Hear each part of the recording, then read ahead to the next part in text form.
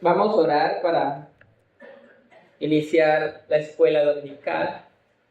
Padre, te damos gracias por tu amor, gracias por la paz y el gozo, gracias por un día más que nos permites vivir y por este día, Señor, porque es un día especial, el día del Señor, el día de reposo, el día que tú has diseñado para que nosotros, tu pueblo, tu iglesia, alabe y glorifique tu nombre.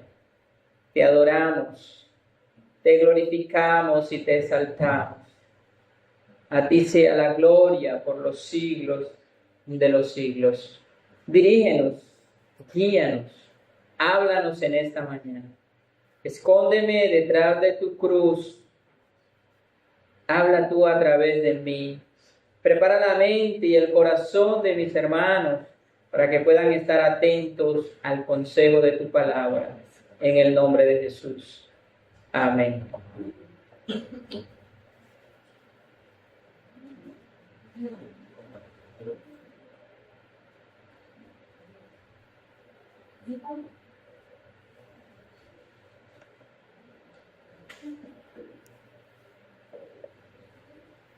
Nuestro texto que estamos colocando como base es el Salmos 24:1. Bueno, el tema en la mañana de hoy es riquezas, avaricia e idolatría. Para los que están tomando notas y para toda la iglesia es importante saber a dónde estamos apuntando. Riquezas, avaricia e idolatría. Libro de Salmos, capítulo 24, versículo 1, dice: de Jehová es la tierra y su plenitud, el mundo y los que en él habitan. Ageos, capítulo 2, versículo 8, dice: mía es la plata y mío es el oro, dice Jehová de los ejércitos. Ageos 2:8. Estos textos afirman que Dios es el dueño de todas las cosas. De allí podemos afirmar que nosotros somos solo administradores de los bienes de Dios o mayordomo. Es el tema que estamos tratando. La palabra mayordomía proviene del latín mayor y domus. Mayor, domus, son dos palabras. Mayor significa mayor o el principal y domus significa casa. Así que mayordomus significa el principal servidor de la casa. Eso es lo que significa en latín. ¿Cuál es la casa? En este caso, para la iglesia, para los cristianos, la casa es toda la creación. Dios es el dueño de todas las cosas. Estamos enfocados en el tema de que Dios es el dueño de la casa, de la creación, y nosotros somos entonces los administradores de la casa. Es decir, nosotros somos sus mayordomos. Cabe aclarar que la mayordomía no es solo manejo de dinero, sino la gestión responsable de todo lo que se nos ha confiado. Nuevamente repito, la mayordomía no es solo manejo de dinero, sino la gestión responsable de todo lo que se nos ha confiado. Génesis capítulo 1, versículo 28. Y los bendijo Dios y les dijo: fructificad y multiplicaos, llenad la tierra y sojuzgadla, y señoread en los peces del mar, en las aves de los cielos y en todas las bestias que se mueven sobre la tierra. Siendo Dios el dueño de todas las cosas, le ha dado al hombre el poder para gobernar, para sojuzgar la tierra, es decir, para ponerla a producir. Nosotros estamos aquí en esta tierra para ponerla a producir, para sojuzgarla, para sembrar, para cosechar y también para criar todos aquellos animales y bestias que son de beneficio para el ser humano.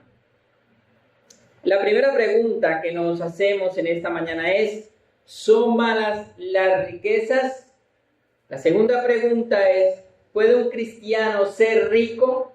Y la tercera pregunta que vamos a responder es: ¿qué es lo que Dios condena de las riquezas? Esas son las tres preguntas que vamos a responder. Pero antes de responder a la primera pregunta, quisiera definir qué es riqueza.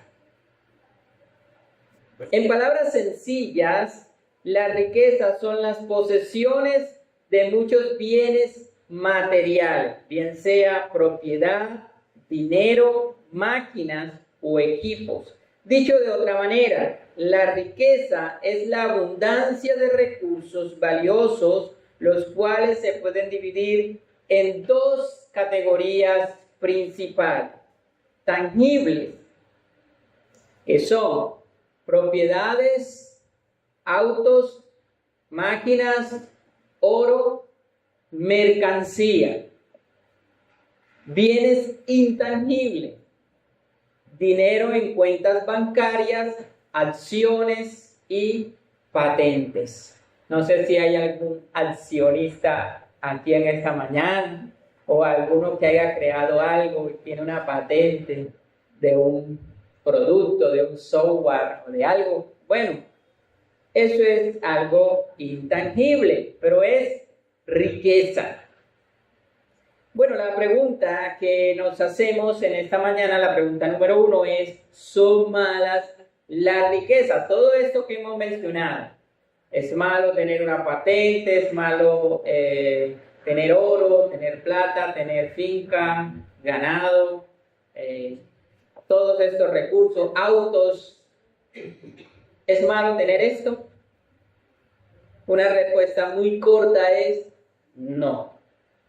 En la Biblia no se condenan la riqueza. Veamos unos ejemplos de hombres ricos en la Biblia. Génesis capítulo 13, versículo 2.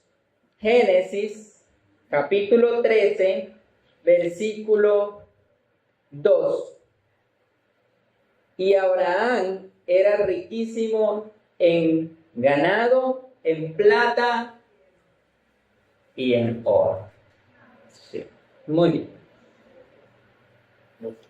Abraham era riquísimo. Eso tiene como una preponderancia. No dice simplemente que era rico, sino que era riquísimo. Podríamos decir que era millonario o multimillonario. Es una persona que tiene demasiada riqueza. Abraham era riquísimo. Vemos que Abraham era un hombre rico. Dios lo bendijo. Además, era un hombre justo. Era un hombre justo, un hombre temeroso de Dios. Job capítulo 1, versículo 3. Y aquí vamos a ver un hacendado. Este sí es un hombre de una hacienda muy grande. Job capítulo 1, versículo 3. Su hacienda era 7,000 ovejas, 3,000 camellos, 500 yuntas de bueyes, 500 asnas y muchísimos criados. Y era aquel varón más grande que todos los orientales. ¿Cómo era la hacienda de Job? Era una mega hacienda. Era un hombre riquísimo. En el texto 1 dice que era temeroso de Dios y apartado del mal. De aquí podemos afirmar que Dios no condena las riquezas ni el ser rico. Sin embargo, en el Nuevo Testamento vemos una aparente oposición de Jesús con la riqueza. Ahora vamos a ver esos textos. Mateo capítulo 6, versículo 19. Mateo capítulo 6, versículo 19. No os hagáis tesoro en la tierra, donde la polilla y el orín corrompen, y donde ladrones minan y hurtan. Aquí lo que Jesús prohíbe es la confianza en las riquezas. Eso es lo que Dios está prohibiendo.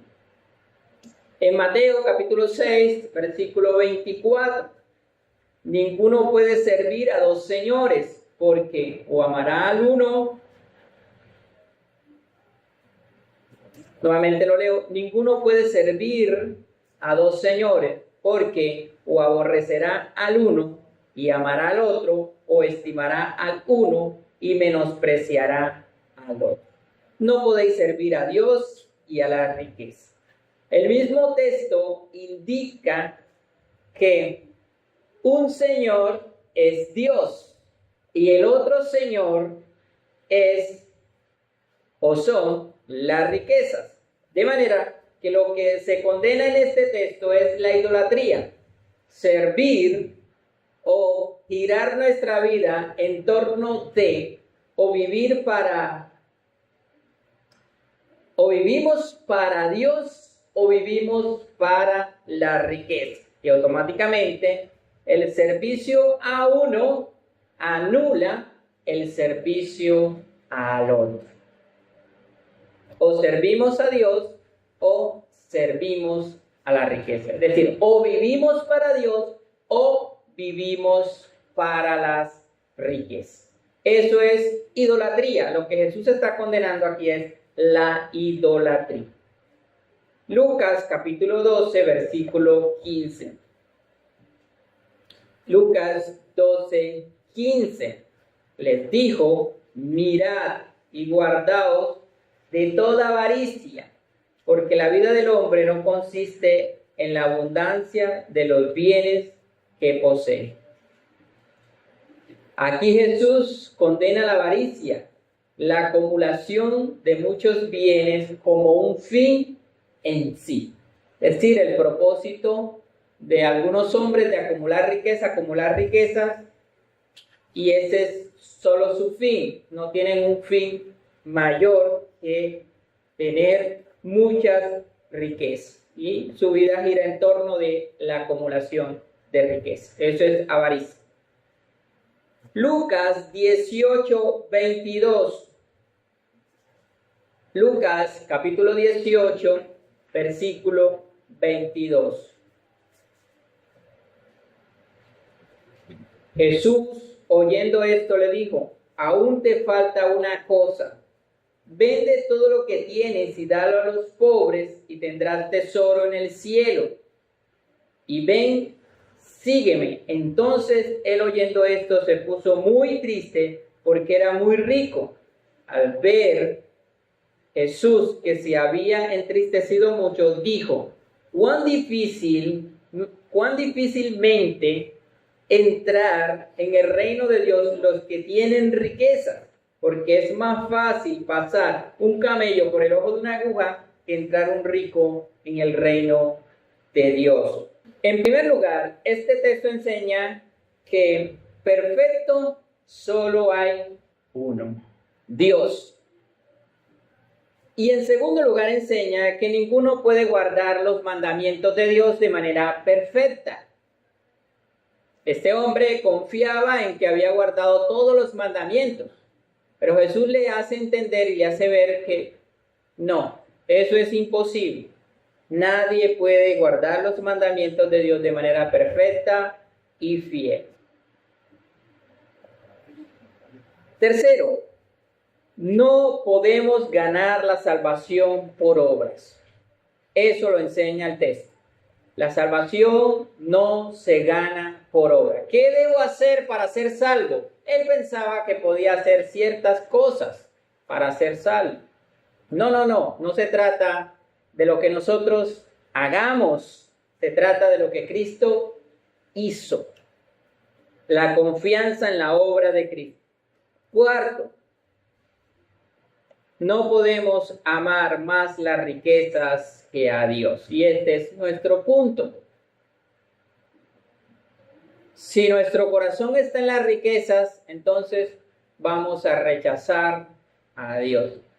Y lo que Jesús está haciendo con este hombre es probando su corazón. Él estaba mirando si realmente lo amaba a él o su corazón estaba puesto en las riquezas. Y vemos que dice que se fue triste porque tenía muchas posesiones. Su corazón estaba allí en la riqueza. Con esto demostró que amaba más las riquezas que a Dios. El problema de tener las riquezas o el problema no son las riquezas. El problema es cómo administramos las riquezas. Si nuestro corazón está en las riquezas, entonces la persona termina desplazando a Dios y colocando las riquezas como su Dios. De manera que las riquezas terminan reemplazando a Dios. Todos estos textos que hemos citado no están en oposición con las riquezas. Simplemente nos llevan a tener un corazón centrado en Dios. Ninguno de estos textos están en oposición con la riqueza. Jesús nunca dijo, son malas las riquezas. No. Lo que él enseñaba era amar más a Dios que a cualquier otra cosa. De hecho, cuando él dijo, y cualquiera que no dejare padre, mujer, hijo y aún su propia vida, no puede ser mi discípulo, no estaba diciendo que ahora debían olvidarse del padre o de la esposa o de los hijos. Lo que estaba diciendo era que debían y debemos amar más a Dios que Dios debe ser el primero en nuestra vida. Es decir, el problema no son las riquezas, el problema está en el corazón, que teniendo la riqueza se olvida de Dios. El corazón es la raíz del problema. Ahora nos hacemos una pregunta. Bueno, entonces para solucionar ese problema debemos hacer un voto de pobreza para no caer en el pecado de la avaricia. San Francisco de Asís fue un fraile que propuso el voto de pobreza. Él era un hombre hijo de un amo, de un señor adinerado, es decir, su familia era de muchos bienes, pero él propone de despojarse de las riquezas, de sus bienes, y hacer voto de pobreza para servir a Dios mejor. Y él estaba apoyándose en uno de estos textos o en varios de estos textos que hemos citado, y uno de esos textos era el texto de Lucas, donde nos habla del joven rico. De Jesús le dice, anda, vende lo que tienes y dalo a los pobres. Bueno, muchas personas han entendido esto de manera literal y piensan que cuando llegan al Evangelio tienen que vender todo y darlo a los pobres para poder servir a Dios. Esto no es lo que el texto enseña. Esto no es la enseñanza del texto. Esto no es la enseñanza de Jesús. La enseñanza de Jesús es dejar de confiar en las riquezas, dejar la idolatría y poner la confianza en Dios. Entonces, San Francisco entendió que para poder servir mejor a Dios con mayor libertad, tenemos que ser pobres o despojarnos de todo. Pero nuevamente, ninguno de estos textos aprueba que para ser cristiano hay que ser pobre. Las riquezas no son malas en sí mismo. Ser rico no es pecado. Pecado es poner el corazón en las riquezas. Ese es el pecado. Poner nuestro corazón, nuestra confianza y depender de las riquezas y dejar de depender de Dios. Allí respondimos nuestra primera pregunta. ¿Son malas las riquezas? ¿Cuál es la respuesta? No, no son malas las riquezas. Ahora, la segunda pregunta. ¿Puede un cristiano ser rico? Creo que automáticamente y lógicamente por la primera respuesta, entonces se responde la segunda. Sí. Por supuesto que sí.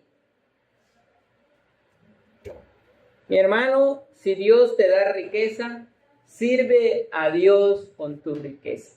Sirve a Dios con tus bienes. No tienes que darlo todo a los pobres para poder ser cristiano.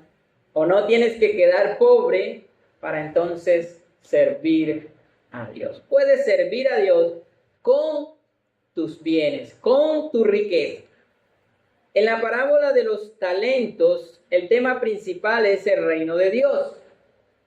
A cada uno Dios le da recursos, capacidades, y un día Dios le va a llamar a cuenta por estos dones, talentos, capacidades que Dios le ha dado. Dios lo va a llamar a cuenta. ¿Cómo administró eso? En el texto, los talentos son dineros, es moneda, es algo económico. Dios a cada persona le ha dado de manera particular unos recursos económicos. A unos más y a otros menos. Pero a cada uno Dios le ha dado recursos, le ha dado bienes. Y cada uno debe administrar los bienes que Dios le ha dado. Sean pocos o sean muchos. En Proverbios capítulo 22, versículo 2 dice, el rico y el pobre se encuentran, ambos los hizo Dios. Desde esta perspectiva, Mateo capítulo 25 y Proverbios capítulo 22, Dios ha hecho al rico y ha hecho al pobre. Es decir, que siempre van a haber ricos, siempre van a haber pobres, siempre van a haber personas que tienen más y siempre van a haber personas que tienen menos. Dios ha hecho a ambas personas. Pero desde la perspectiva de los talentos, lo que Dios exige es que seamos buenos administradores de lo que Dios nos ha dado. No simplemente tiene que ser bienes, riquezas, no. Dios nos ha dado muchas cosas, capacidades, dones, talentos, muchas cosas Dios nos ha dado. Y debemos ser buenos administradores de todo lo que Dios nos ha dado. De manera que para ser cristiano no debemos ser exclusivamente de una élite. decir, para ser cristiano tenemos que ser pobres. No, no, no. O para ser cristiano tenemos que ser rico o de estrato medio. No. En la iglesia pueden estar los ricos, los pobres, estrato medio y aún bajo. Todos. No hay una élite especial. Dios recibe a todas las personas, ricos, pobres, todos son hijos de Dios al venir a la fe y entregar su vida a Cristo. 1 Timoteo capítulo 6, versículo 17. ¿Cómo deben administrar entonces las personas ricas cristianas las riquezas? Dice, a los ricos de este siglo manda que no sean altivos, ni pongan la esperanza en las riquezas, las cuales son inciertas, sino en el Dios vivo, que nos da todas las cosas en abundancia para que las disfrutemos, que hagan bien, que sean ricos en buenas obras, dadivosos, generosos, atesorando para sí buen fundamento para lo porvenir, que echen mano de la vida eterna. Entonces, si hay una persona que tiene muchas riquezas, muchos bienes, ¿cómo debe administrarlos? Bueno, debe ser rico ¿en qué? En generosidad, rico en dádivas. Debe ser una persona generosa.